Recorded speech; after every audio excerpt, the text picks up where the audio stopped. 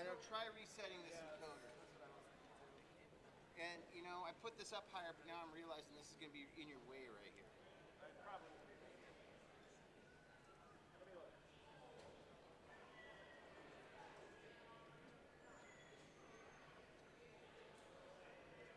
I mean, I could lower it a little bit. Yeah, no, I should already a little bit. If I step here, it's okay, but if I'm here, it's not. Could you move it over to your left about 2 feet? I can move it to here. Because that would give me everything but this very coffee corner. Well, how about if I just lower it down to, so it's all the way down to here? How about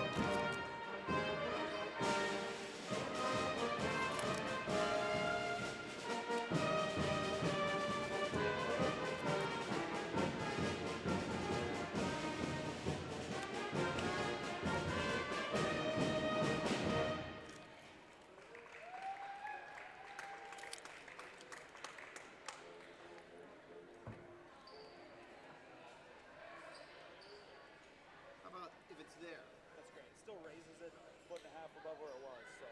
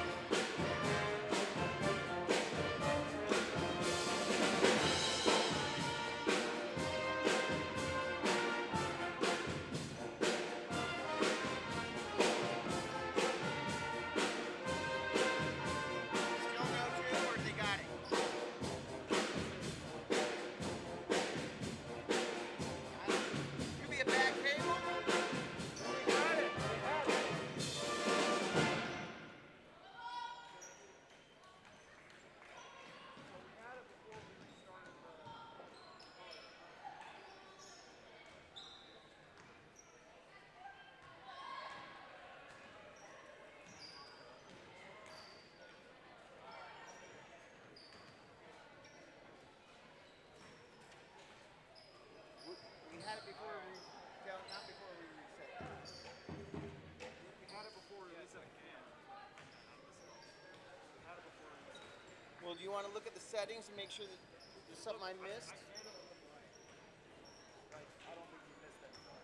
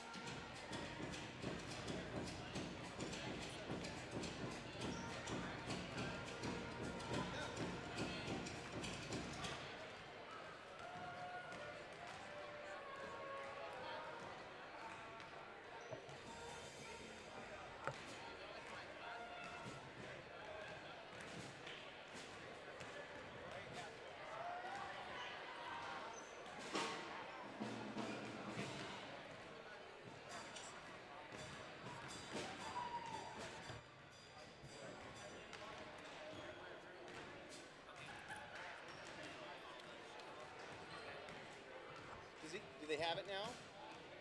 They should.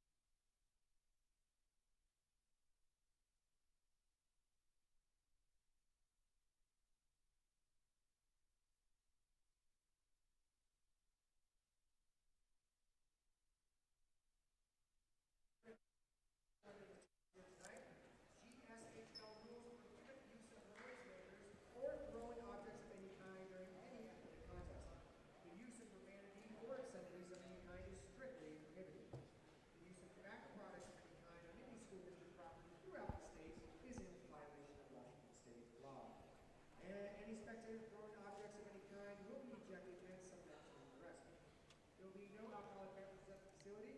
Spectators are required to stay off the court at all times during the game, and particularly at the conclusion of the game. League rules state that each member school must sell tickets throughout the entire game and prohibits us from allowing students to leave the premises during the game and then re-enter. The Greater St. Helens League and its member school reminds you to treat officials, participants, and visiting fans with respect and maintain a high level of sportsmanship throughout the contest, regardless of the outcome. One of the goals of education-based high school athletics is learning lifetime values. Sportsmanship is one of those values that make these games an educational experience. So thank you for your cooperation.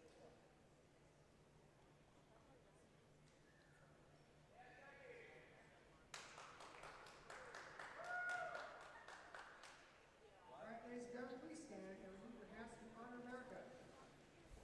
With the Trapper Pep Band performing your national anthem.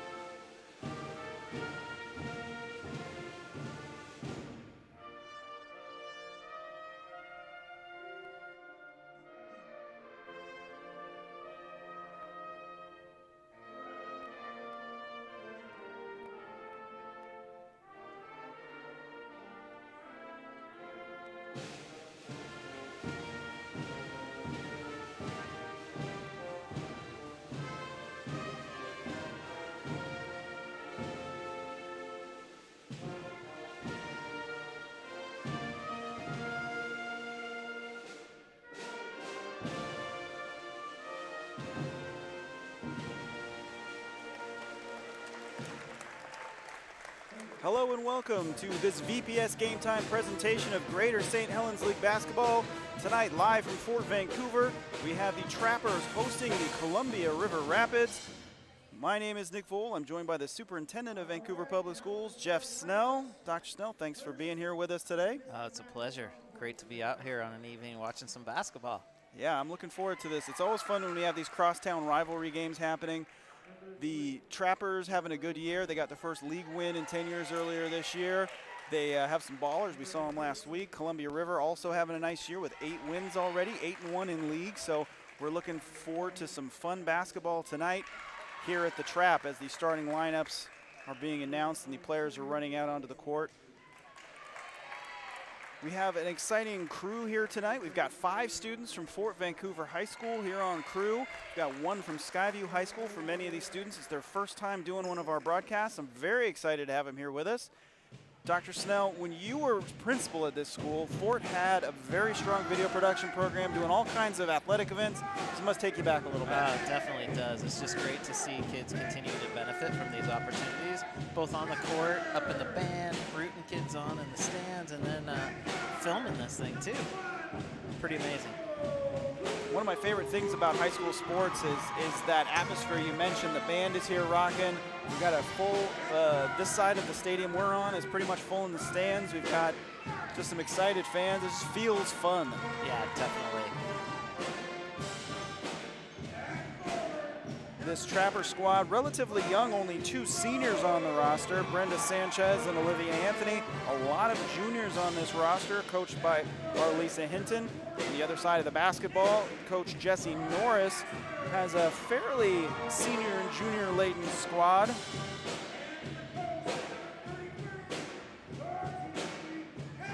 Columbia River with a history of outstanding women's teams, so it's good to see them continuing that under some new leadership.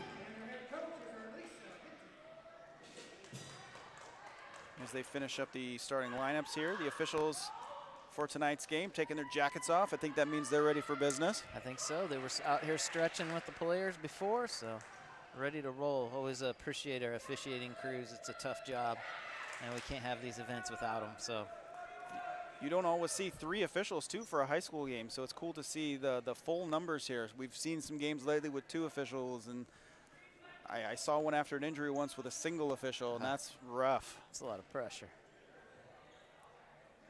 As they get ready to tip her off here. Let's see, jumping for Columbia River is Emma Iniguez, and jumping for Fort is Trianne Clark, and Fort wins the tap. April Cruz running the offense. To Clark, back to Molly Malone inside. Cruz looking to make some headway, not getting anywhere, pulls it back out. Clark with a nice move to the baseline. She stops and pops. That ball comes up short. Great follow. Georgiana Calamafon with the follow. Yeah, a lot of patience with the Trappers on that first possession, moving the ball around. A great offensive rebound. Yeah, not forcing anything. Ooh, a little over and back here. there. I don't think Coach Hinton could draw that start up any better, right? Offensive rebound, put back, and a turnover. Yeah, some pressure defense, yeah. Now, Columbia River returning the favor with that pressure. Into Cruz, she gets that ball knocked away, but that'll stay with the Trappers. So Calamafon with the inbound. We got Malone and Cruz in the backcourt. Throws it long. Winemaster nice gets save. it knocked away. So here comes River. A little double on the baseline, no call. A little hip check goes uncalled, and as Kinsey Drake hits the ground, that's a Rapids turnover.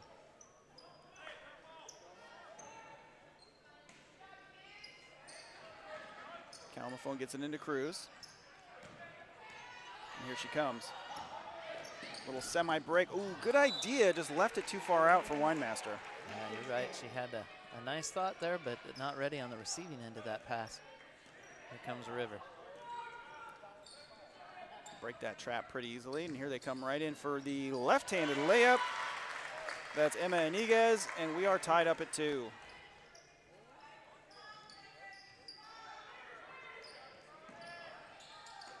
Just beating a 5 count there, and here comes Cruz. Little 3-on-2. All the way to the basket. She goes up, no good. There's a foul called somewhere there. Looks like they called a shooting foul, kind of a late whistle. Yeah, it came a little late on that. It looked like there might have been some contact in there. Cruz pushed the ball hard up the court, and made the defense react to that.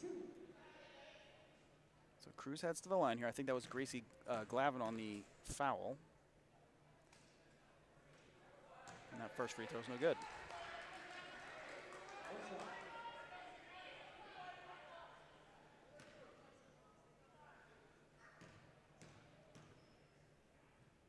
Replay on that. Let's see the foul there. All right, and here comes River after 2 missed free throws. Marley Myers pushing it up. And to Glavin, that ball comes up short. She's fighting for that rebound, and that's going to go the Trappers' way. Fort's really kind of struggled getting the ball in bounds with River's pressure here. See what they do this time. Another deep ball. This one's picked off again. And Glavin, she pops it up, she draws the foul. So some good pressure defense results in a free throw opportunity for Gracie Glavin.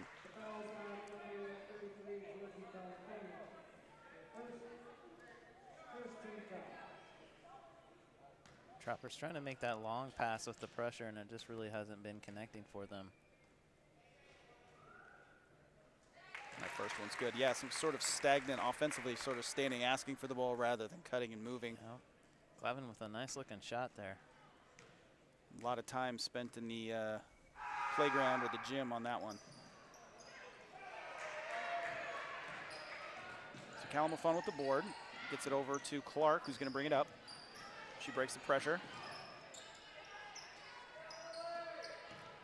Cruz asking the offense to set up here. They're sticking in a 2-3 zone, it looks like. Trappers trying to move the ball around here and make that zone move. Malone with a skip pass. Shot clock's counting down. Here goes Clark all the way to the rim and scores. Really nice pass and catch and finish there for Clark. You mentioned that patience earlier, and we saw it there. Great dime dropped it in, couldn't finish, and here comes the Trappers. Marley Myers with a great pass there. Cruz draws the foul. Looks like that one might be on the floor. Fort will inbound here. So a good bit of offensive, and here's that replay from Clark going hard to the basket. And there's Cruz with the soft touch of the basket, and the Trappers claim a 6-3 lead. So Fort Vancouver in a trap of its own here. That ball is loose, but River comes up with it. Now they're gonna reset. No, that ball's turned over. Malone got her hands on it. Here comes Cruz with a 2-on-1 break. She's gonna take it all the way. No, she drops it to Clark, who can't hold on to it. Cruz really is fearless going in there. Just in the early minutes, you can tell that she's not afraid to take it in. Yeah, when you're a point guard, your job's to get that ball inside and find the open person, and she does a good job of that. I've been pretty impressed so far with the Trappers not settling. When they break that press, they're really pushing it, because as soon as they get the ball past half court, they're at an advantage. And back off the pressure at this point. Looks like Fort's going to sit in a 2-3 zone as well. And into the game now for Fort Vancouver, the freshman, Fatima Juwara. We saw her last week come in late in the game against Bay and really give this team a spark, and she is now coming in the first quarter today. That ball's up for grabs. We've got ourselves a jump ball. It's going to be Columbia River basketball. So Kinsey Drake's going to inbound it here. Into Iniguez. Oh, there's the freshman. Juwara gets a piece of the ball. She's going to come up with a steal all the way to the basket. No. Good recovery there out of Iniguez. She blocked that ball. Well, you called it, though. There's an energy right away, hand in the passing lane, and then the hustle to be first to the ball as well. Yeah, not settling for the tip, which gets you points, but not, brownie points, but not actual points. So into the game now is Jalea Ewing for Fort Vancouver. And there's a turnover. All the way to the basket, can't finish. Now here comes the Trappers. Cruz looks to kick it inside. The ball hits the net to Clark. The net, a bit of an assist there, because otherwise that ball was too high. And they're going to reset. Cruz goes hard to the basket. She's long. Ewing with the rebound, no good. Columbia River with the rebound.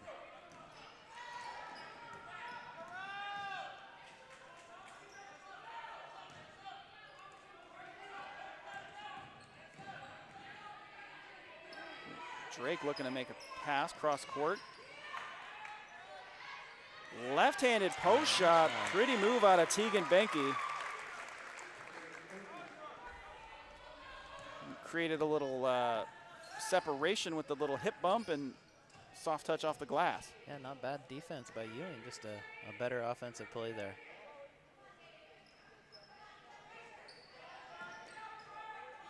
Cruz now trying to get it out to Clark. And that ball's tapped away. Good bit of pressure defense out of Paige Johnson, tapping that ball out of bounds.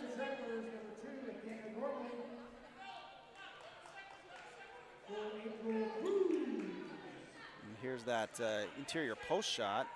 Creates the little bump and flips it up. Really nice.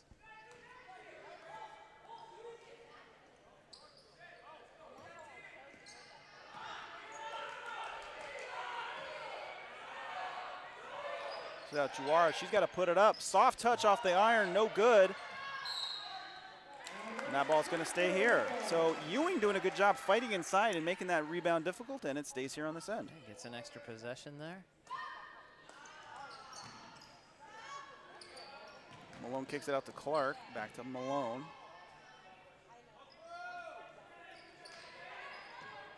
That ball's knocked out of bounds. It'll stay here. So we haven't seen her shoot a jump shot yet, but Tiana Clark has one of the best looking releases I've seen this year in our coverage of basketball, girls basketball.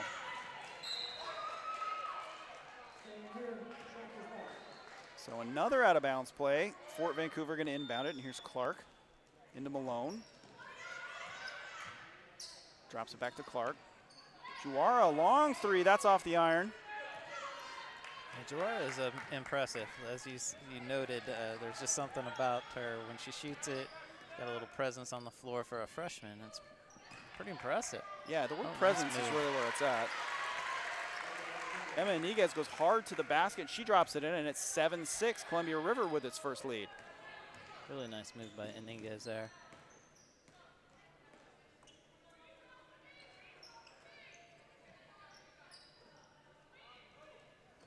Good little inside-out action. But Athena Gormley not wanting to take it. She will take this one, and that's off the back iron. Rebound by Tegan Benke there. Right in the middle of that defense, and Iniguez comes up short on that one. Rebound from Clark, and she pushes it out floor. She a goes little crossover behind the back there. I think the official said that one was tapped, otherwise that was a travel. I think the defender got their hands on it. Gormley with the pump fake. Malone tried to drop it into Gormley, just a little miscommunication there, and that'll be Columbia River ball. A fast-moving first quarter here. We're already under 2 minutes. And really a lot of energy from both squads on the defensive end, which is converted into some baskets on the offensive end. And also means substitutions, which we've seen plenty of. When you're pressing that hard, that is a lot of work. Oh, to be in the kind of shape that these young athletes are, to be able to press for 32 minutes. Good move all the way to the basket, no good. But Gracie Glavin's going to the basket. So you can see that soft touch on that left hand she had there, nearly got that one to drop. And as you noted last time, they seem to be getting the ball into the middle of that Trapper defense, which is opening up some other opportunities here. A nice cut by Glavin results in some free throws. She knocks down the first.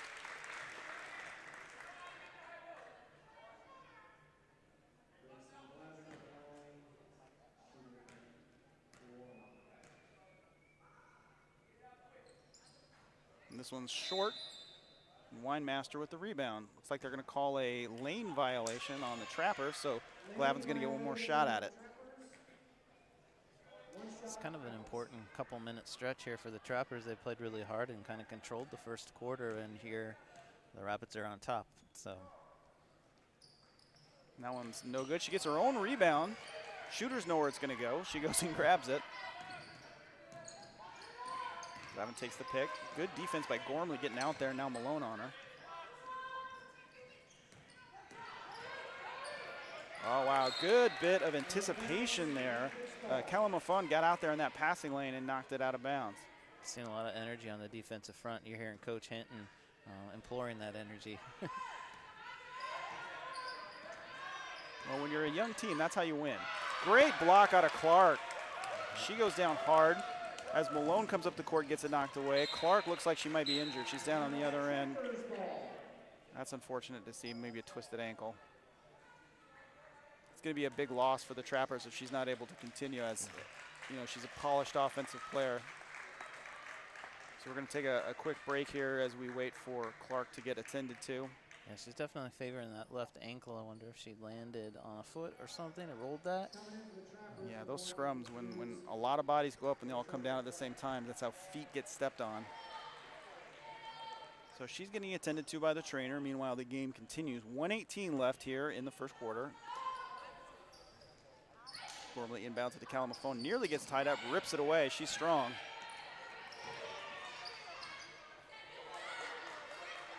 Looking for it in the post here. They're not able to get it to her. Gormley out to Cruz. Great little baseline move, looking for a teammate. I think Cruz had more space there than she realized. She might have had a shot. Yeah, it was a really good job at moving the ball, and then maybe one pass too many at the end, and try to get a shot off there when you got a little bit of an advantage. And that's always the challenge of the point guard, right? How aggressive are you for yourself versus how much are you looking for your teammates? And you got to strike that balance. Perhaps, like you said, one pass too many there. Big possession for the Trappers here to end the first quarter. Into Cruz. She goes hard to the basket, puts it up, no good. The ball is loose, and Columbia River comes up with it. 30 seconds left here. The shot clock is on.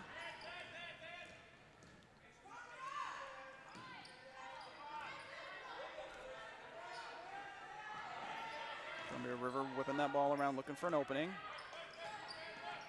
Hard to the basket goes Iniguez, and she draws the foul. So she's going to the line, like you talked about, looking to find that crack into the middle of the key. I think Cruz might have picked up a foul there.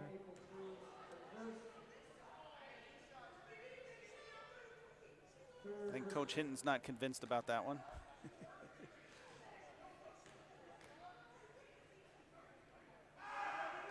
And Iniguez with a nice stroke, too. I have a theory, and I've said this before on these broadcasts. Lefties have a naturally beautiful stroke, and every single lefty I've ever played with and seen, with the exception of Stacey Ogman, has just a gorgeous stroke, and she's no exception. Look how soft, great release. Yeah, you see the results. Just put in the time.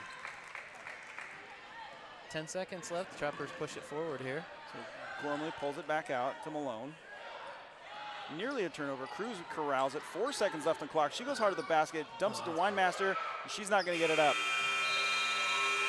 So at the end of one, it's 10-6 Columbia River, an entertaining and competitive first quarter. We got some good basketball coming up here. So I've been trying this year.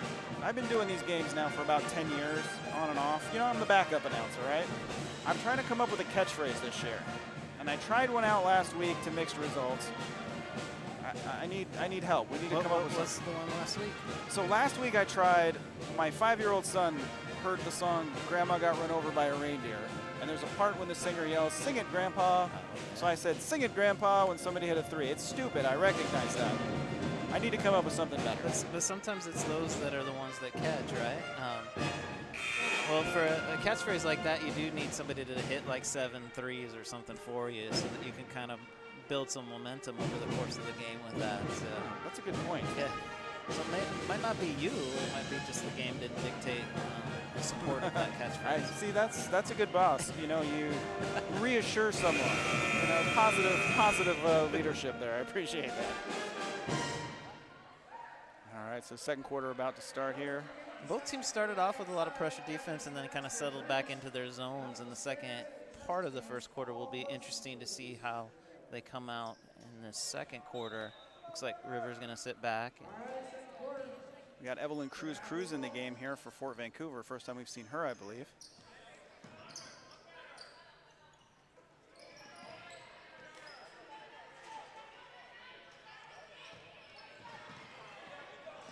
A bit of a scrum for the ball. Gormley kicking her leg out there. Frustrated with a lack of a call. River comes down with it. And then Iniguez, she kicks it out. You know, we haven't seen, I don't believe, from Columbia River yet is a jump shot. There's our first. That ball's long. Cruz with the rebound.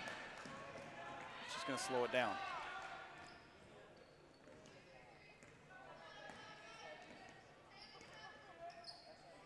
Cruz back out to Gormley.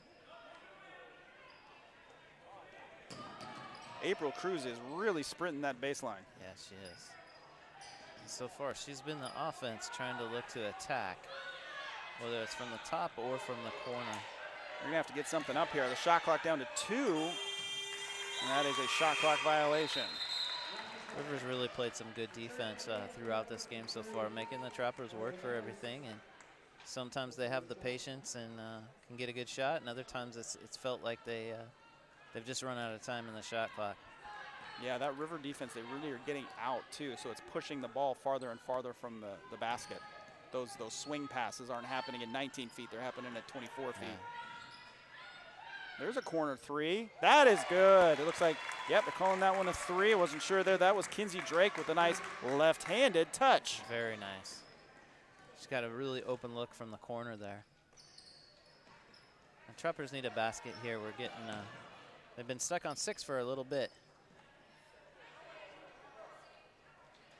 It's a good place to go inside.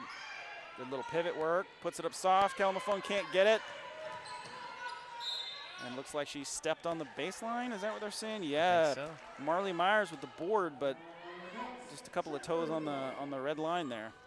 Need our best inbound plays for Fort here. Give themselves a bucket.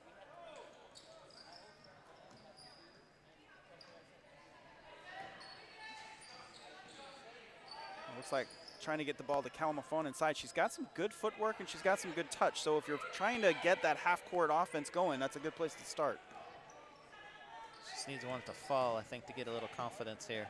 And there they get it to her. She bumps inside. That ball is blocked, but they do call a foul there on Iniguez. So that's a good way to kind of force some points here. Get to the line, get that touch going. Yeah. And that time she got the ball a little more time on the shot clock too, so it felt like there was an opportunity down there, and the last couple times have been quick.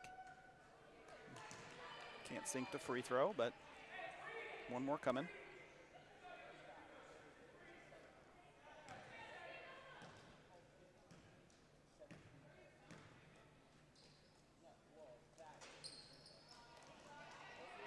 Misses the second, and here comes River. River seemed to be getting some more open looks. As soon as you talked about not having a jump shot, we've seen some open jump shot looks, so we'll see if that continues on this possession. There she fires again. Well, I mean, and that is one of the benefits of, you know, you pound that ball into the key and then all of a sudden those jump shots open up. Good little pick and roll action here. Oh, good idea. That was 9/10 of a great play. Yeah, I really like the way April Cruz plays. You could just tell that she's kind of got that spark. They just can't quite connect on the other end of it, but she's definitely forcing the action on the offensive end for the Trappers. You can just tell that she's played a lot of basketball in her life. She just knows where to be and where the ball needs to be. Some good defense there by Cruz.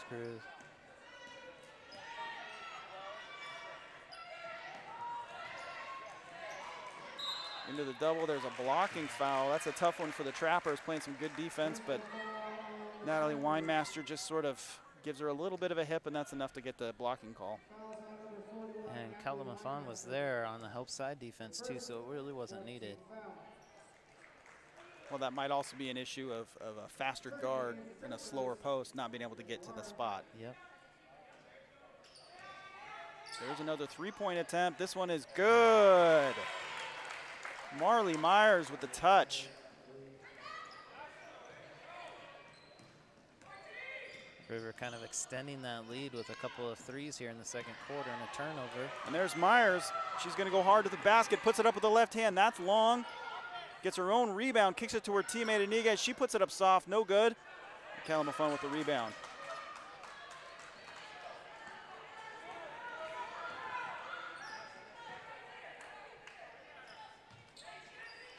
Team of Jawara back in for the Trappers. Ball tapped up and River comes away with it.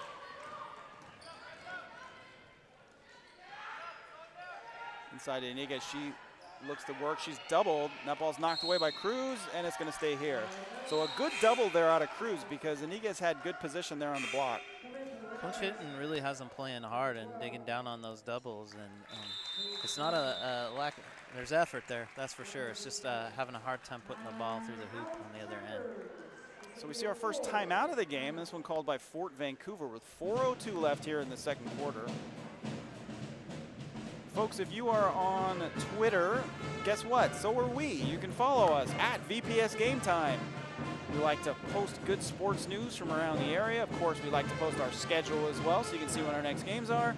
Follow us. We might follow you back. It's also fun. I run that account, and I like to follow all the different sports stuff around the area. It's kind of fun to see all the different folks promoting high school sports. Get a good look at Marley Myers, one of those threes on the replay there. Yeah, there's so many great activities in sports, and the kids are doing such an amazing job in the region. And I know that you and your crew have been not just reporting here in the region, but also doing some big games for the state. Yeah, that's been really fun. What a development in the last couple of years. The WIA has asked us to do some state championship events, so the kids get to come up to Tacoma and sleep in a hotel overnight and, you know, have their road trip and, of course, do the game, too, and bring that. I think Mick Hoffman, the head of the WIA, said last week that 30,000 people watched our broadcasts of the state championship football event, so that's pretty cool. That's amazing. Little corner jump shot there. That's good. A nice little set jumper out of Kinsey Drake off the sweet feed from Marley Myers.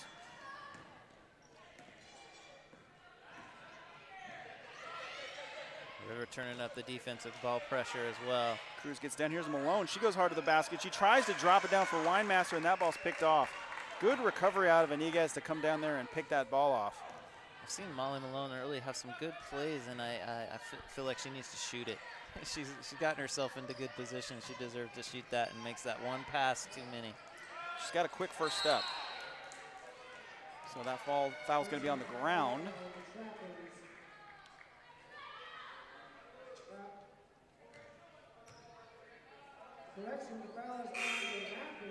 Oh, wow. So that we all thought, including the PA announcer, that was a Trappers foul, but it was called on Columbia River. I'm not sure. It must have been a bump on the loose ball or something. I didn't see it. Here's Jawara with the ball. Risky pass cross court.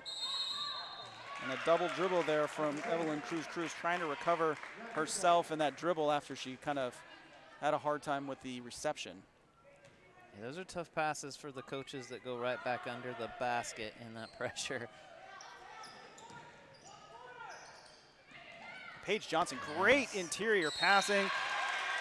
The opportunity for the and one for Gracie Glavin. And a really beautiful pass, just good vision, and Glavin really in the right spot. Strong in her spot, and really made a good catch and went right up with it and got the foul. Yeah, and for Paige Johnson, that pass is coming from the far side of the court all the way across to the far block. That takes some mustard. Yeah. And Glavin completes that three-point play. And Columbia River turns up a little pressure here too. It feels like, I think this game was like 6-3 Fort Vancouver, and now we're at 21-6. So Fort desperately needs a basket here. Winemaster whips it out to Cruz, got her. She's trying to push it ahead. She's got a little 2-on-1 there, drops it down to Jawara. Good pump fake, she drops it up soft. You called it and they got it. That was really desperately needed, and Fort coming up with maybe that trap again. And they forced a turnover. Yeah, April Cruz came up like a free safety and forced that turnover. That's a great way to describe April Cruz, I think. She plays like a free safety out here. Heat-seeking missile. Yeah.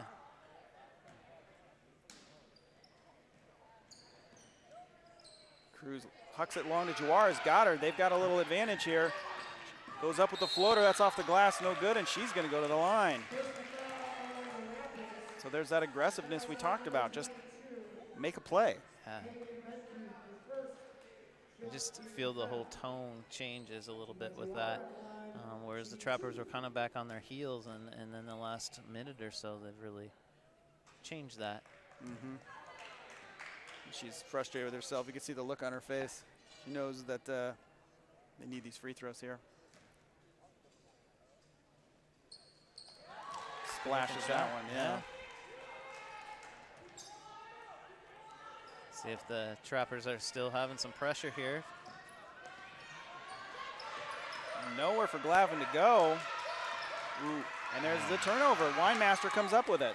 So good bit of pressure defense from the Trappers, and they're going to run it back, try to cut this down to 10 points, or 9, I guess, with a 3. Oh, interior pass to Jawara. She comes down with it, goes up soft. There it is again. She did a great job of sealing her man, so she was the one who came down with that ball. A little late coming for that one and got the foul, but I was really impressed the possession before on defense.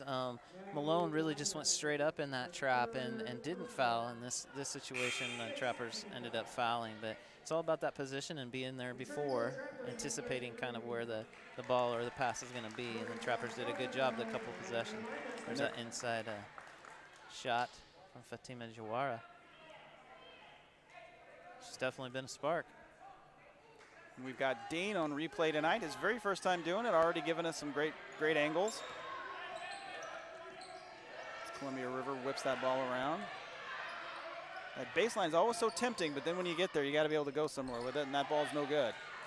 Big rebound by Cruz, and Trappers pushing.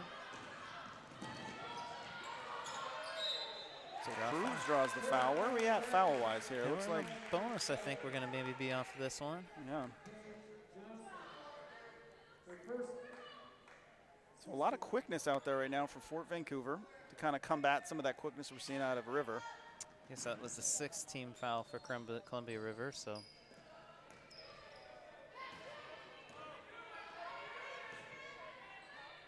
Cruz in the corner. She gets to the baseline, drops it down from Malone. That ball's tapped away. She tries to recover it.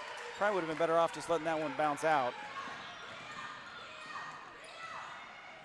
A lot of contact both at the three-point line and down at the key. Either one of those could have been called. Evelyn Cruz gave a two-handed forearm check.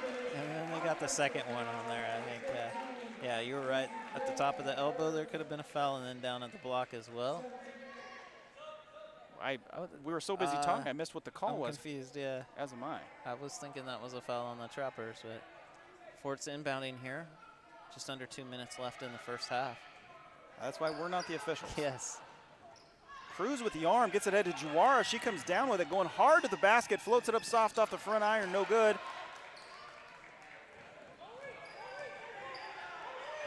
Cruz trying her best to keep her hands off the defender, but foul there from Cruz. We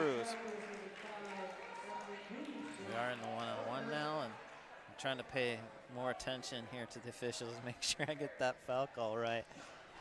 Trying to officiate the game from up here. Yeah, the River will be at the free throw line here. 7th team foul for Fort Vancouver. Both teams in the bonus now. So Paige Johnson here at the line, trying to get on the scorebook. Some great purple shoes on Paige Johnson tonight. She nails the first.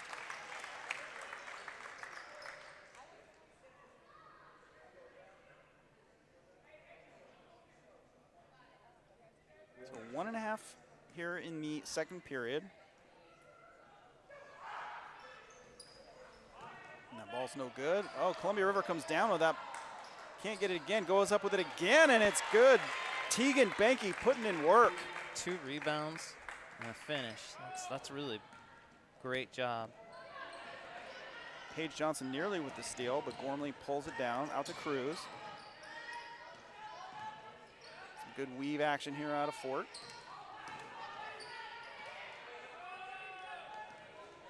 Malone can't handle the pass. And that's going Columbia River's way. Folks, stay tuned at halftime. We've got some news from across Vancouver Public Schools coming up for you, including information about our levy election coming up in February, as well as magnet programs now open for applications.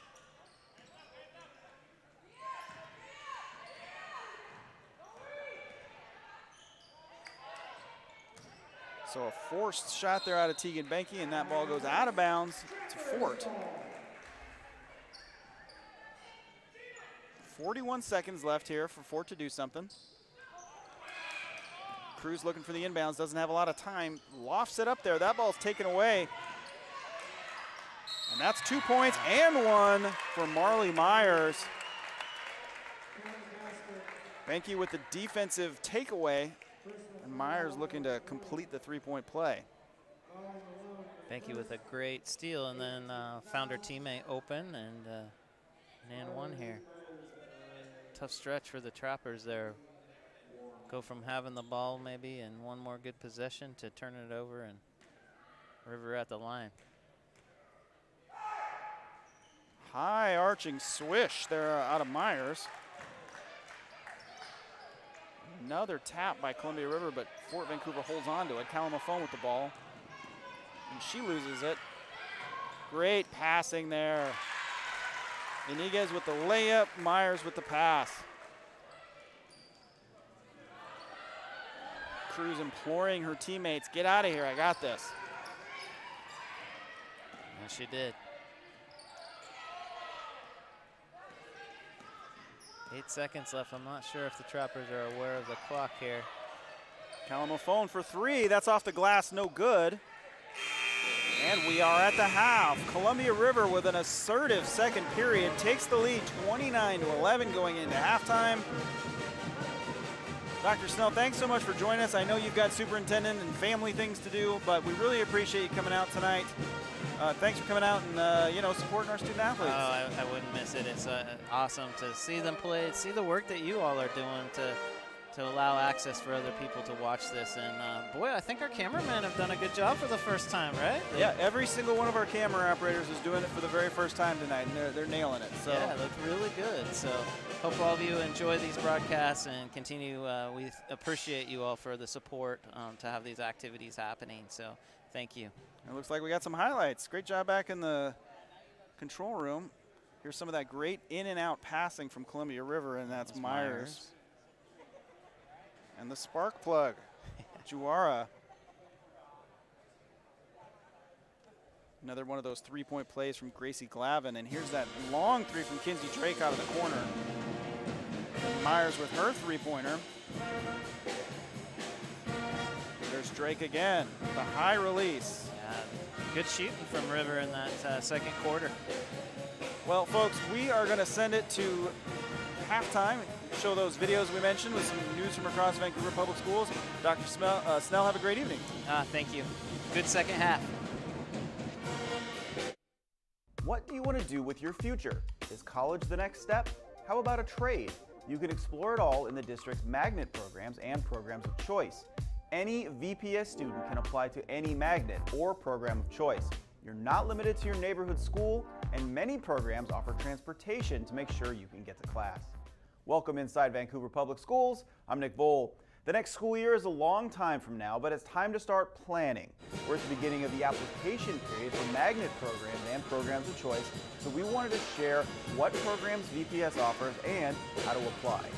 You can learn a lot about our magnets and programs of choice on the VPS website, along with transportation options, but the best way is to attend open houses for the programs that catch your eye. These are happening right now, so check the district calendar for dates and times. But how will you know which pathway is right for you? Well, it really depends on what your interests are and what you see yourself doing after high school. Students interested in science, technology, engineering, and math, or STEM, will have a few options. Vancouver iTech Preparatory is a STEM school focusing on project-based learning and serves students in grades 6 through 12. The Skyview Science, Math, and Technology Department offers a wide range of STEM courses from beginning to advanced. If health science is your thing, Fort Vancouver's program teaches students about athletic medicine and medical arts. Columbia River's International Baccalaureate program is a worldwide honors program that offers a career pathway and a college pathway. Now, if you're looking for a trade, Fort Vancouver's Advanced Manufacturing and Hudson's Bay's Construction Trades programs can give you a jump start on well-paying careers. So too can Fort Vancouver's Culinary Arts program, where you will train under professional chefs. Do you want to be a teacher? Fort Vancouver's Careers in Education magnet prepares students to work in a variety of education settings. If you're serious about art, music, or performing arts, you may want to check out Vancouver School of Arts and Academics, which is open to students in grades 6 through 12. And for motivated students who want to learn in a project-based setting with small school environment, the Flex Academy may be for you. To apply, go to our website, vansd.org/choices. You will see a button there that will take you to the online application form, and there you'll need to enter a parent email, address, and student ID. Many programs also require a teacher or counselor recommendation, so it's best to start working on this early to give them time to complete their recommendations before the deadline. It's also important to know that applying at any time before the deadline gives you the same chance of being accepted into a program, so it's not too late as long as the application period is still open. Now, I know we just threw a lot at you, but again, the district website has information on each of these programs and how to apply. The open house dates and application dates vary, so make sure you check the district calendar so you don't miss out. And again, any VPS student can apply to a program. You're not limited to your neighborhood school, and transportation may be provided. Thank you so much for taking the time to watch. Until next time, I'm Nick Vole.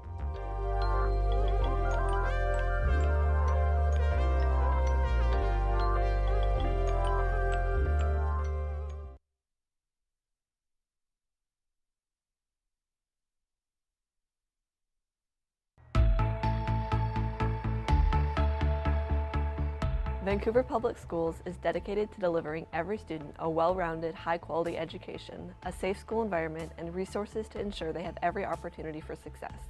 Our local levy dollars bridge funding gaps in order for VPS to offer programs and services that help our students succeed. In February, voters will be asked if they would like to renew the Education and Operations Levy. Let's take a closer look at some facts about the levy. The local levy makes up 12.5% of the district's budget. Although the district is primarily funded by the state, there's not enough money coming from Olympia to deliver what our community actually wants from its schools. That's where the local levy comes in. The E&O levy would pay to maintain the current level of services available for 4 years, from 2024 to 2027. It's not a new tax, it simply replaces the levy you're currently paying. Every school in the district benefits from the levy. It pays for basic services and staffing that's unfunded or underfunded by the state. That includes special education, classroom programs, and programs of choice, additional teachers to maintain class sizes, nurses, counselors, mental health professionals, and general support staff, the people outside the classroom who keep our schools running smoothly, safety and security staff, family community resource centers, sports and other extracurricular activities, building maintenance. Without local levy dollars, all of these services for students would be reduced or potentially eliminated. So how much does the education and operations levy cost? The estimated rate is $1.99 per $1,000 of assessed property value. The election is set for Valentine's Day, February 14th. Look for your ballots to arrive in the mail sometime after the new year. For more information on the education and operations levy, visit vansd.org/levy.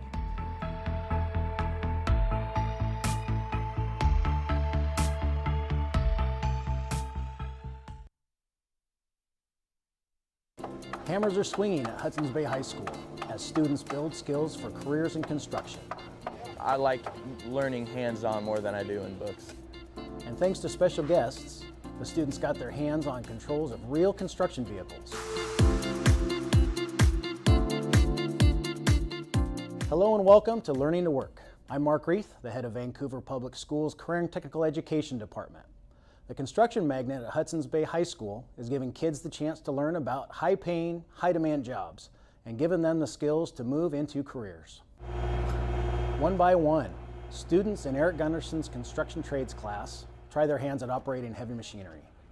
Having those type of hands-on experiences for our kids when they graduate is exactly why I'm here and what I want our students to have opportunities to do when they graduate.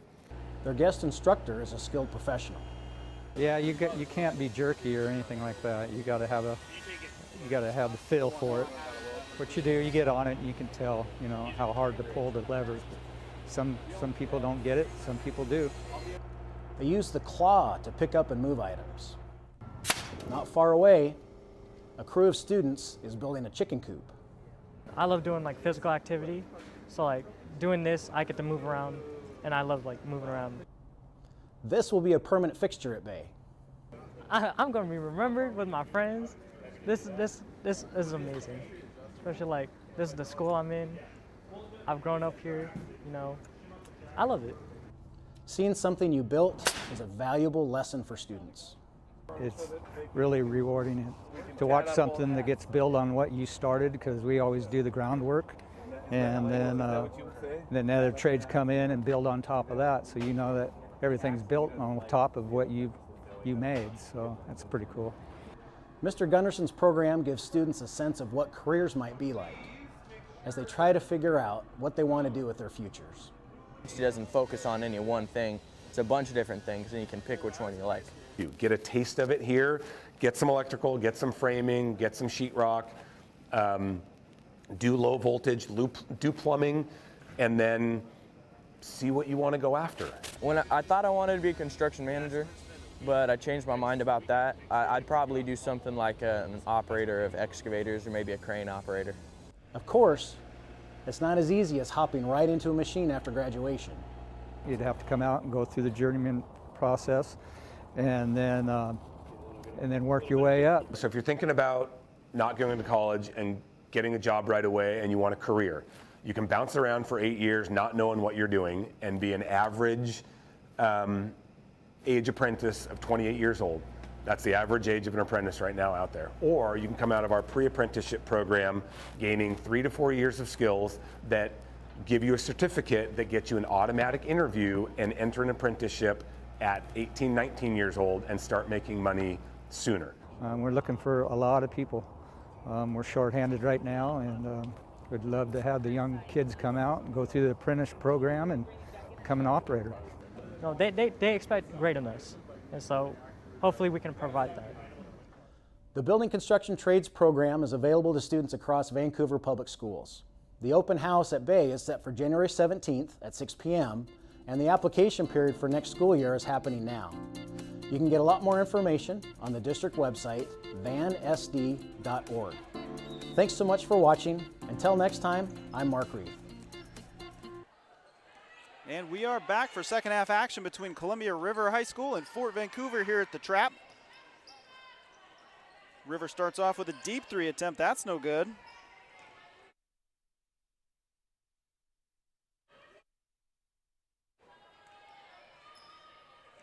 I'm Nick Vole. We had the pleasure of Dr. Jeff Snellen for the first half, but he had places to be, so I'll be joining you by myself. Fatima Juwara gets the start in the second half, but she misses that one from deep. One of the big storylines we're following here tonight is Treanne Clark, one of these scoring stars for Fort Vancouver, out with an apparent leg injury.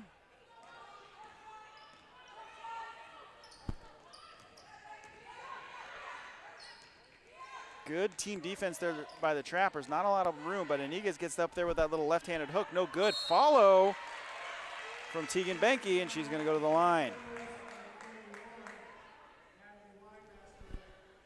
So Natalie Weinmaster on the foul.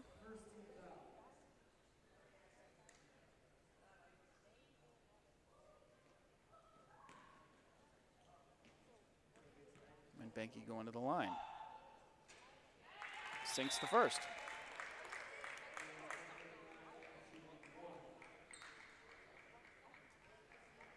So quick sub here.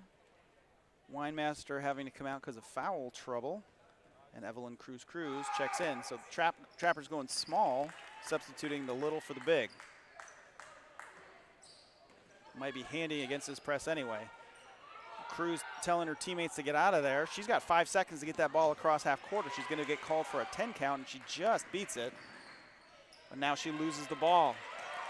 3-on-1 break here for the Rapids. Can't finish. And that ball is going to be off the Rapids. So Fort Vancouver holding on to possession here.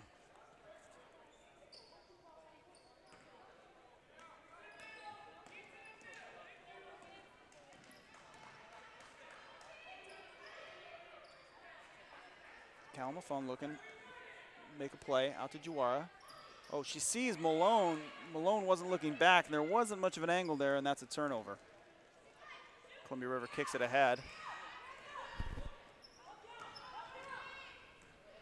Drops it inside. That's 2 points. Another three-point play opportunity, this time for Tegan Benke. We've seen several and one so far for Columbia River.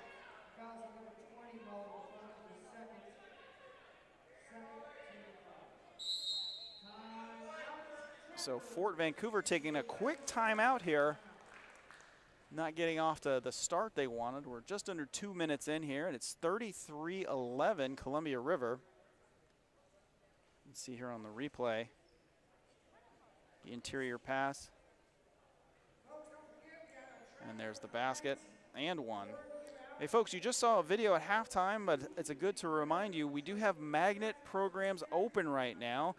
All VPS students are available for all programs. Doesn't matter what your neighborhood school is, you can go and apply and attend other schools for their magnet programs. You can attend open houses, which are happening right now. You can also apply now on the district website, vansd.org. Here at Fort Vancouver High School, they've got the Medical Arts Magnet, the Culinary Arts Magnet, Careers and Education Magnet, and the Advanced Manufacturing Magnet. At Columbia River, they've got International Baccalaureate, which is a college prep program with an international focus. It's very rigorous. If you have a student who's looking at, college success, it's a great program. So, folks, go to that district website, check out what we have to offer at all our schools, and see which one's right for you. So, Columbia River with the rebound there. Interior pass, great bit of interior passing to Iniguez, and she uses her body well to pivot around that defender and lays it in. Ooh, little double dribble there. Good pressure defense from Kinsey Drake, forcing that turnover from Cruz.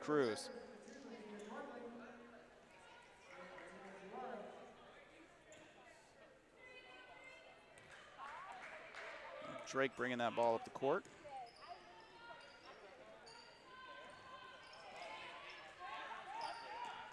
Giving it to Iniga. She's blanketed by Cruz. Now doubled.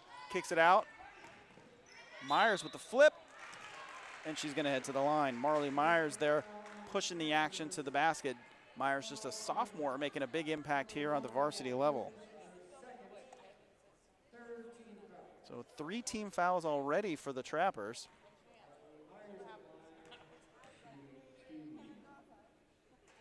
And that's off the back iron.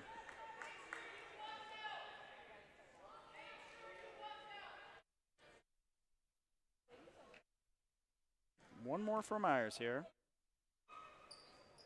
That's off the front iron. April Cruz with the rebound. Swinging those elbows, saying, get out of my way. Not in a malicious way, but Cruz into Kalamafon. Looking to make a play out of the high post. Kicks it back to April Cruz.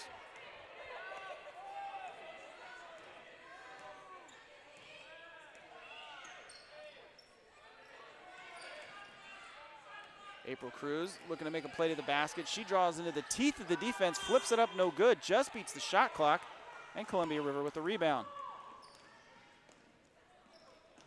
Myers with a good little crossover, kicks it back out to her teammate. Good release, but off the back iron.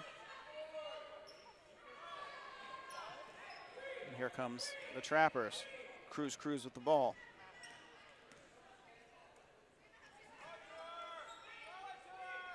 Into Kalamafon, she's backing her way in. Looks for a pass along the baseline, nobody there, and here comes Columbia River. And April Cruz called for the hand check. One of those calls it's hard to make, but it is right out there in the open. You kind of have to call that one.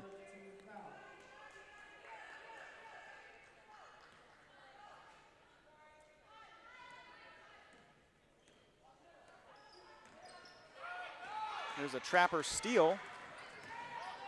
Cross-court pass. Gormley with the jump shot. That's off the back iron. And Tegan Benke with another rebound. Nice day on the boards for Benke.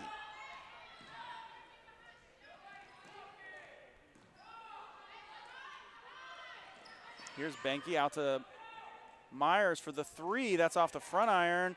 April Cruz with the rebound. April Cruz yelling, get out, to her teammates. That point guard mentality running the show. Gormley out to Cruz. Back to Malone. Interior pass tipped away, but April Cruz pulls it down. Just 6 on the shot clock here. Out to Malone. Into Kalamafon. She's got to force one up. Cannot beat the buzzer. Great move, but came just a tick after the shot clock expired. But again, we talked about that earlier. She does a great job with her feet in the post, finding the position and pivoting in the spot to create a shot. Try to find ways to get her the ball more. So April Cruz gets a well-deserved breather. And Fatima Juara checks in.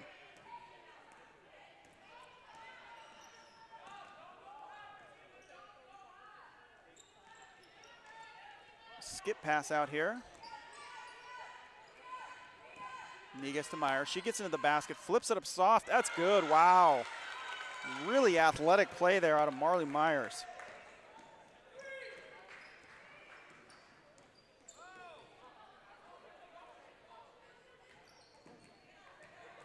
Kalamafon, she's picked by Myers. That double comes down hard. So a timeout, Fort Vancouver. So a 30-second timeout here. Just going to talk things over.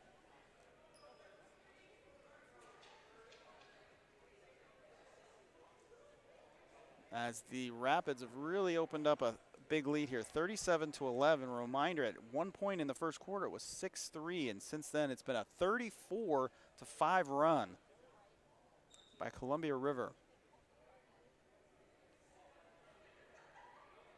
This is our final girls game of the year.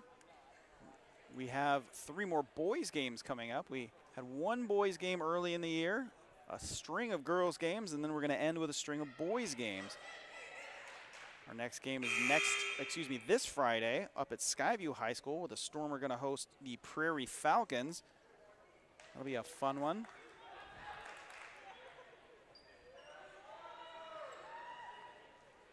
We're about ready to start up here after the timeout.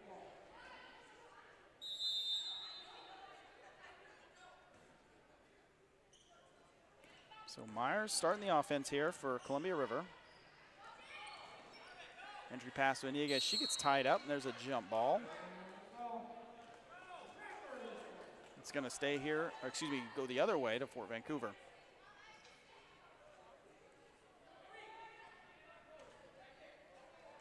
So Cruz to bring up the ball. Kicks it out to Jawar. She's going to stop and pop off the back iron. Good looking stroke, couldn't get it to fall. Long pass, great bit of passing inside. Benke draws the foul. Really great look from Paige Johnson to keep those eyes up and find the open man, but great cut out of Benke there to get to that block behind the defense. And she's going to go to the line for 2.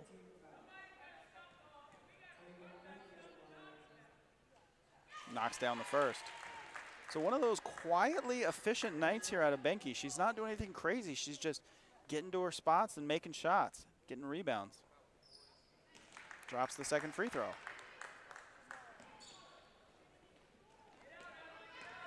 Gormley bringing up the ball against pressure. Kicks it to Cruz, out to Malone. Ewing wanting that ball inside, got the seal, but not much of an angle there.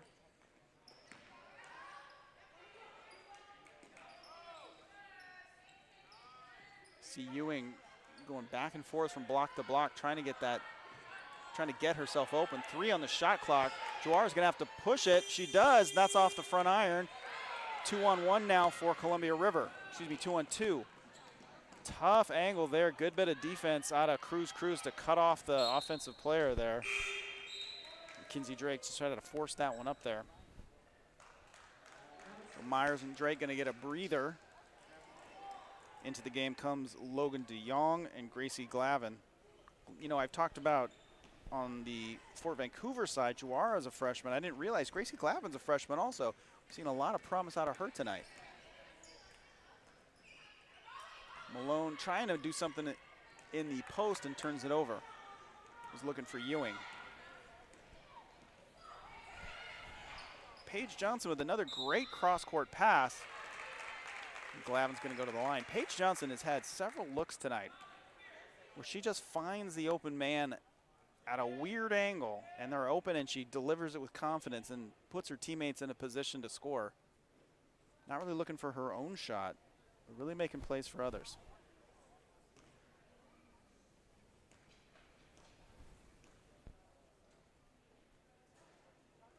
Glavin with the first. Minute and a half left here in the third period. Knocks down the second.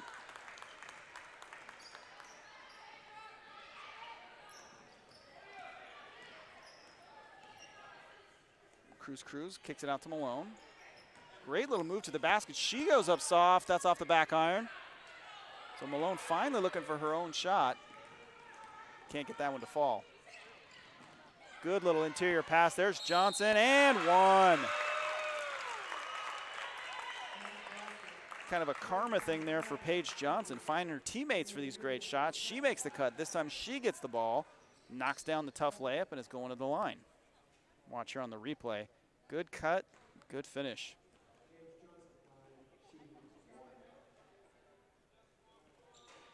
She comes up short, but gets her own rebound. Now she's going back to the basket, puts it up. 4-point play out of Paige Johnson. Malone pushing it now, has an opportunity. Stripped by DeYoung. And here comes the Rapids on the break. Kicks it ahead to Glavin. She goes up with the left. Soft finish. Great job from Glavin to protect that ball and lay it in off the glass.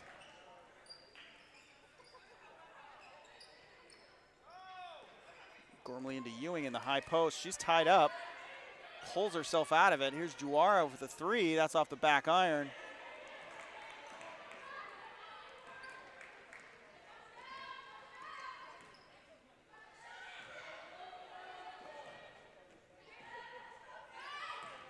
River swinging that ball around. Here's Iniguez. Look, interior pass, great bit of passing, but Benke can't finish, and Malone comes down with the board. She's pushing it ahead. Runs into the defender, puts it up soft, and is going to draw the foul. It's one of those 50-50 calls for the officials, and this time it goes to Fort Vancouver's advantage, and Molly Malone's going to go to the line. Looking for her first points of the night, the sophomore.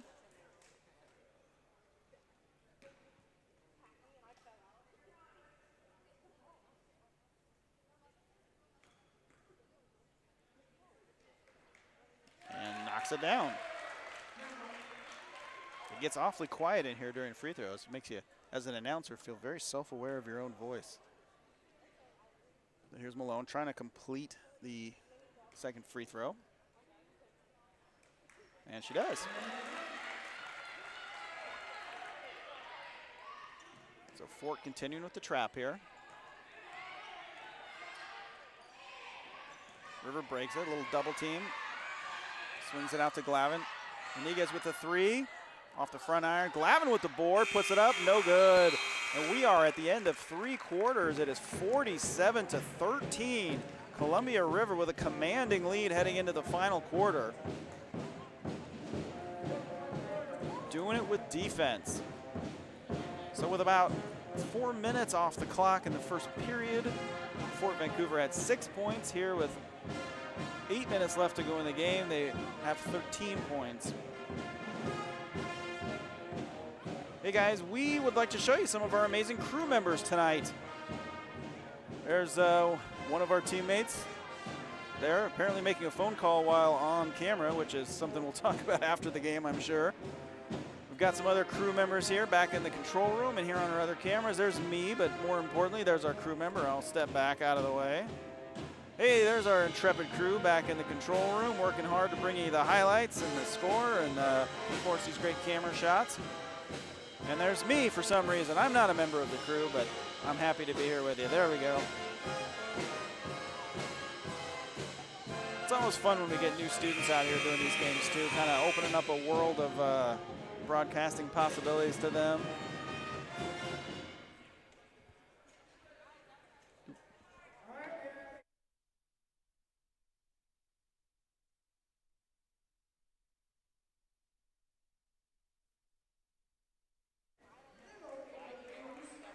All right, so River's ready to go. Looks like they've got some substitutions here. Looks like Cammie Drake in the game, along with Bree Gravel. Got Benke in the game, Logan DeYoung.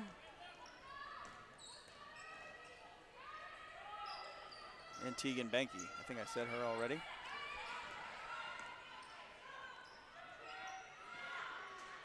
There's a jump shot, no good, out of Bree Gravel.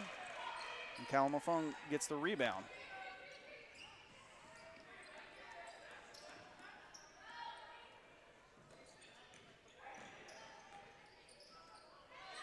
Kalamafong tries to get into April Cruz, and that ball's tapped away. Here come the Rapids. Gravel tries to avoid the over and back and does, but it turns it over, and here comes the Trappers. There's a three-point attempt from Gormley, and that's good. Athena Gormley, set up by a new entry into the game, Olivia Anthony.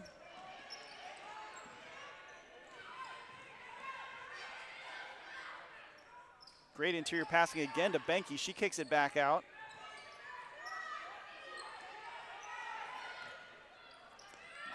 The post DeYoung can't avoid dragging that pivot foot, and the official calls her for the travel. So a Columbia River timeout.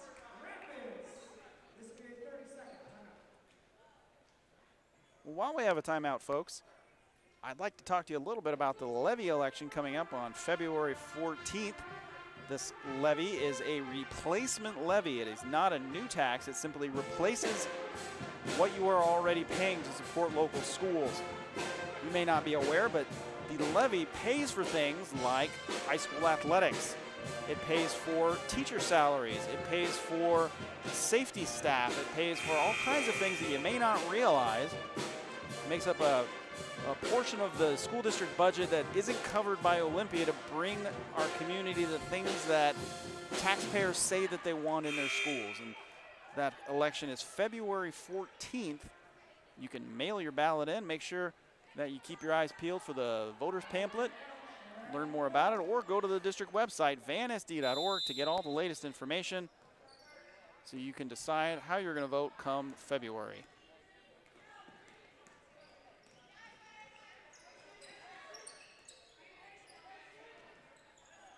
Trappers be patient here as they move that ball around. There's Cruz, great little stop and pop. She goes long on the jumper.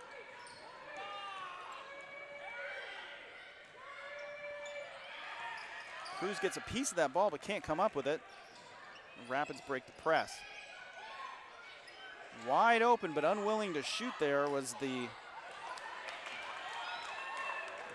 sophomore Drake. Juwara with a great step through, can't finish.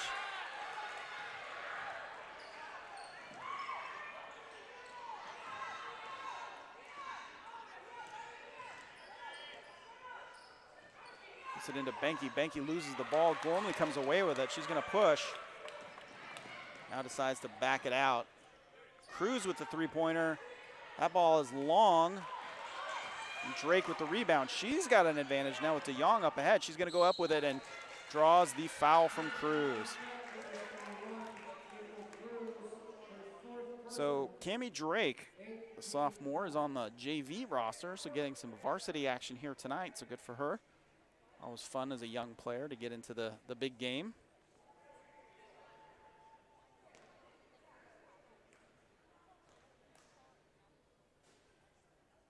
She's short on the first.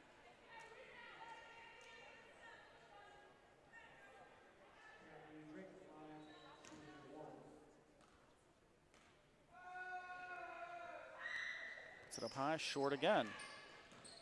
And Gormley with the rebound.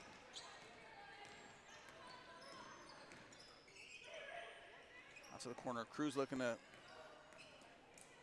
get it going again. She flips it up. That ball's no good. The official's saying, official's talking about it. Looks like that ball's going to stay here.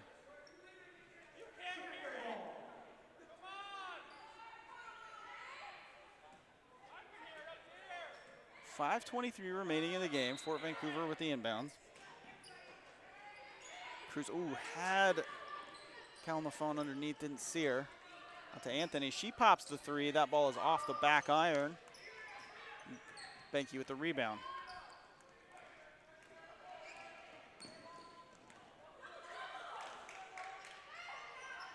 Corner three out of Drake. That ball comes up short.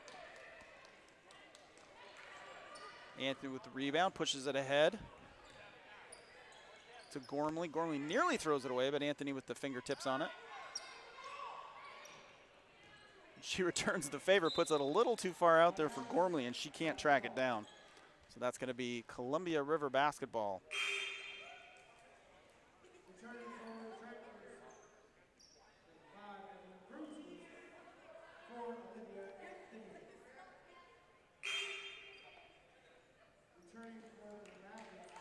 So Benke checks out. Kinsey Drake checks back in.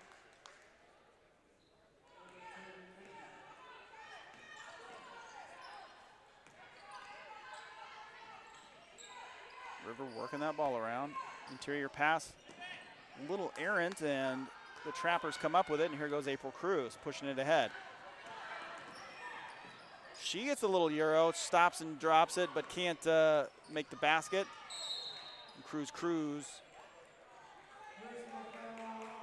with a foul.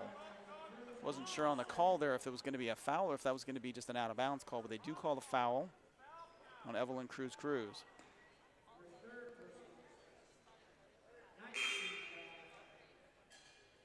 So 9th team foul, so a 1-and-1 here.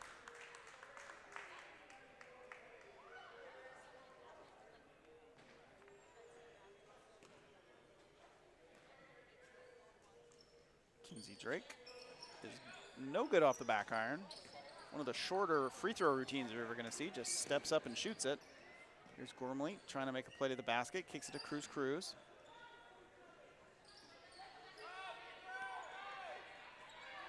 Now here's April Cruz trying to calm things down. Still plenty of time on the shot clock, 10 seconds. Kicks it to Juara. Trying to get it inside to Calamafone. Tries to force it, and that's a turnover.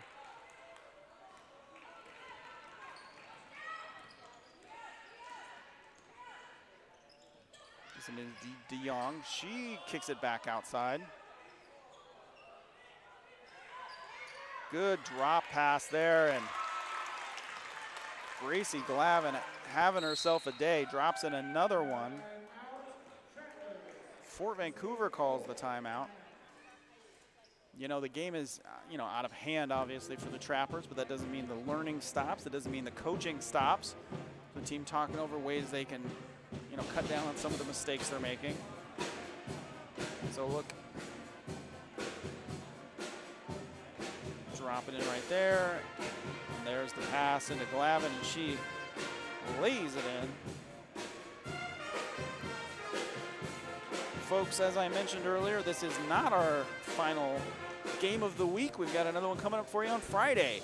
Skyview hosts Prairie and some boys basketball live from the Storm Cellar. That game at 7 p.m. You can watch that game on Comcast Channel 328, as well as the School District YouTube channel. We're going to have Will Ortner on the call there, coming to us from 1080 The Fan. So make sure you tune in for that one. Skyview boys have been very fun to watch this year, and they're looking to push into the playoffs.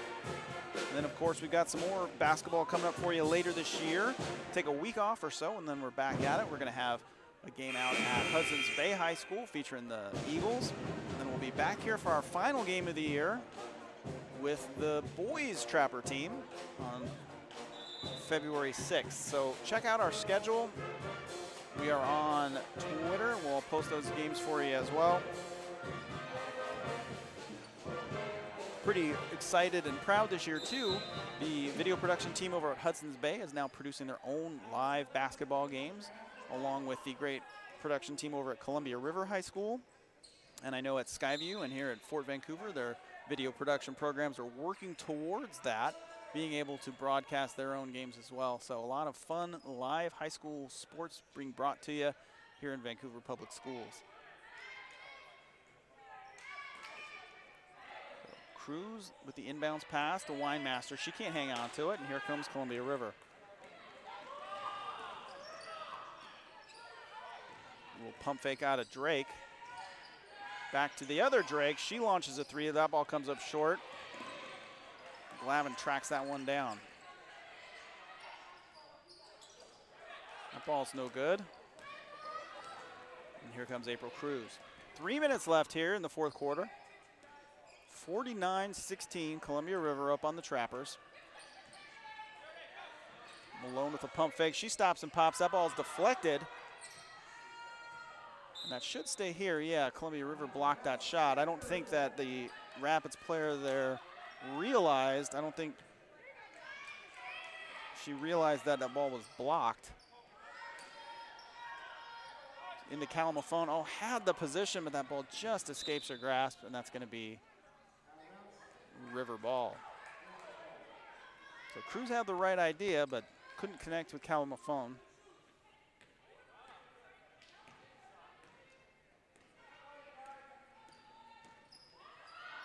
So DeYoung in the high post.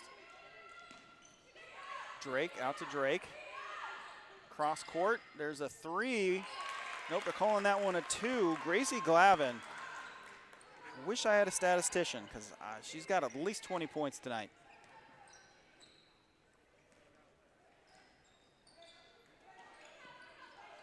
Calamafone extended out. Now she dribbles it in. Here's a three from Juara. Off the glass, that is good, and they're calling a foul on the floor as well. It's the opportunity for a 4-point play. So the basket is good.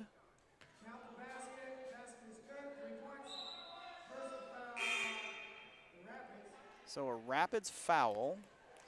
Mass substitution here for Columbia River as they empty the bench for the Mostly the youngsters, although actually it looks like some of the starters still kind of balancing that out.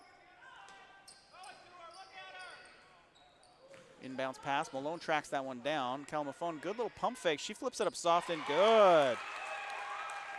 So good bit of patient offense there out of Calamafone, using her position and her footwork to earn herself a good look at the basket. Now here's some pressure defense from Juara on Myers, and she's called for a reach. She's seeking an explanation, but when you know those arms are out there corralling the other player, it's kind of a no-brainer to call that one. And they are in the penalty, so it looks like Columbia River is going to go to the line. Myers is going to go to the line for 2 free throws.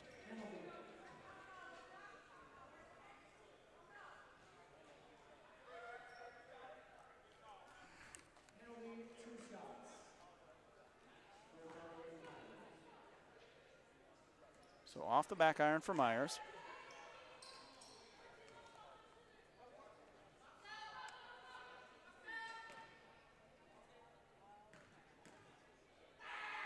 Puts that one up high and short.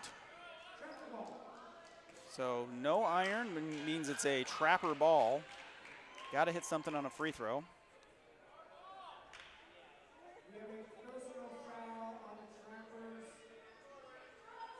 So a foul called away from the basket.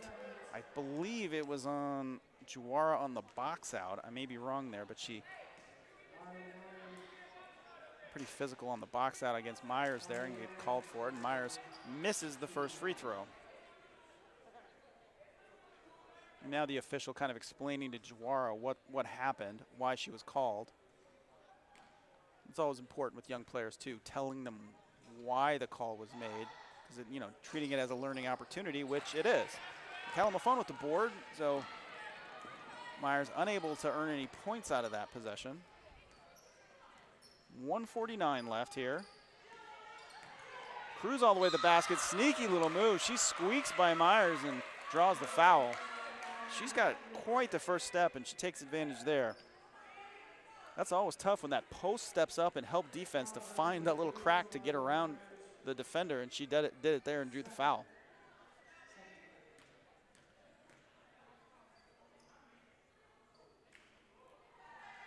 Cannot complete the first free throw, but she'll have one more.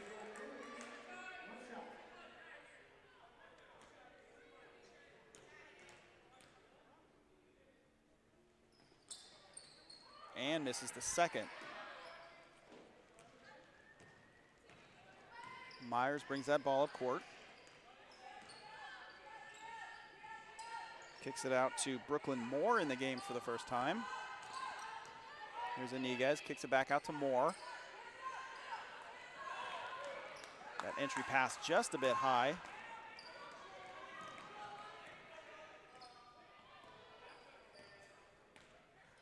Here's Cruz, a little spin move, nifty bit of footwork there, and she can't finish. Winemaster with the follow. Cruz with quite the little move there. She gets the spin and the step through, but can't put it home. It's kind of that kind of night for the Trappers. Now we do have a player on the court for Columbia River. I don't have them on my roster.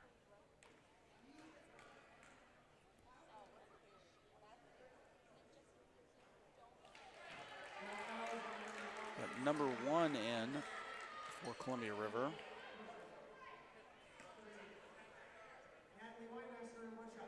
Winemaster with one more attempt here. She misses that one. Calamafone with the board, puts it up soft and drops it.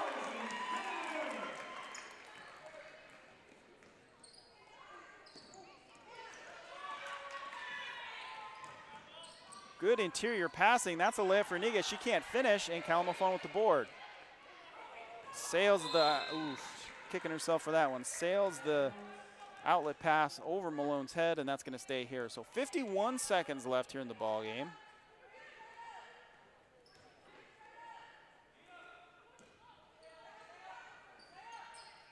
Myers looking to make a play.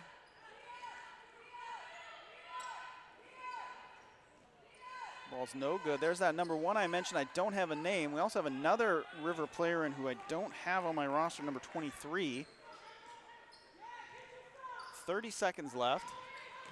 Cruz goes hard to the basket, kicks it out. Winemaster can't complete the shot. And this should be the final possession of the game, or the second final. Oh, Malone cuts that pass off. She's going to go all the way to the basket, puts it up soft with the left hand and drops it in. Molly Malone baits the pass, jumps the line, gets herself 2 points. Winemaster tries to do the same thing, smacks it back, but River corrals it, and that is your ball game, folks. Columbia River wins 51-25, moving to 9-1 in league, 9-4 overall. Trying to solidify their position for the playoffs. The Trappers fall to 3-12, 1-8 in league, but a good fight out of them tonight. Waiting on some highlights here. See if we have those or not. There we go. In the second half. You can see here this Columbia River offense at work. Getting into Iniguez drops it down, and there's one of the many three-point plays we saw tonight out of Columbia River. Myers on the drive. There's that sweet little floater. She whips it around the defender. There's Gormley's 3.